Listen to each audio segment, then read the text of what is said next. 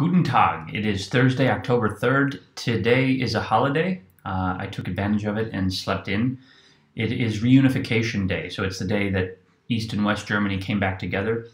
Coming up soon is actually the Lichtfest. October 9th is when, so everyone knows about the Berlin Wall coming down, but what actually really broke the Soviet Empire in Germany and brought down the Eastern German Communist Empire was the peaceful revolution, which started on October 9th, 1989, I believe it was. I know 89 is when the wall came down, but what happened was about 70,000 peaceful protesters gathered in what is now Augustusplatz. At the time it was called Karl Marx Platz, in the middle of Leipzig. And they just held candles and silently stood there in protest. Completely peaceful. There was no violence or anything like that. They just stood there and refused to leave until they were given freedom. And studying the history here of Leipzig, the city hall actually had soldiers inside with sandbags set up in the windows and machine guns pointed at the people, and they were just waiting for the order to kill everybody. And thank God the order came back, not to kill them, but to release them. And as a consequence of that, the Berlin Wall fell, and Germany eventually was reunified. So today is Reunification Day, and what a beautiful thing to celebrate. So I hope you guys have something to celebrate today, because every day is a celebration, isn't it? I mean, these people here where I live literally had to fight for their freedom, literally, and many of them died and disappeared. So, I mean, when you look at the Stasi, the history of the Stasi, everyone thinks of Germany, they think of World War II and the Nazis. You should look at the Stasi. That's really scary stuff. I mean, talk about Big Brother watching and being under state control. My wife's parents found out that their friends were actually spying on them.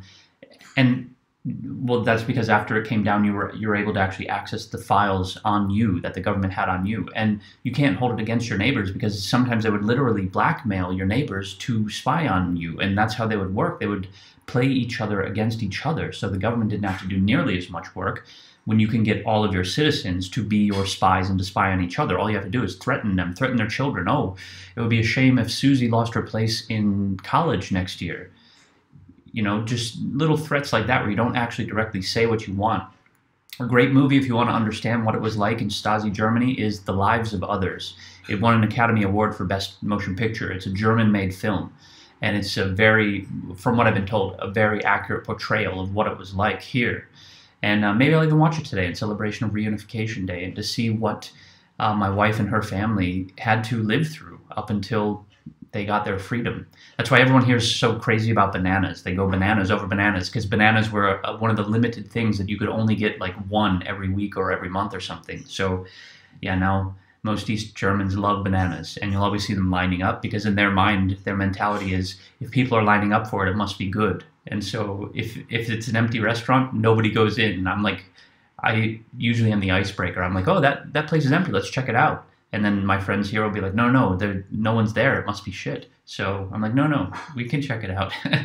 It's kind of funny, you know, the mentality where as an American, when I see a line, I'm like, forget that, I'm going somewhere else. But they think, oh, it must be good. All right, I'm not going to ramble anymore. I'm going to finish my coffee my wife made for me in this wonderful cup, specially shaped to accentuate the fruity flavors of the coffee by S-Pro. It's good, because flavor is, what, 70% smell?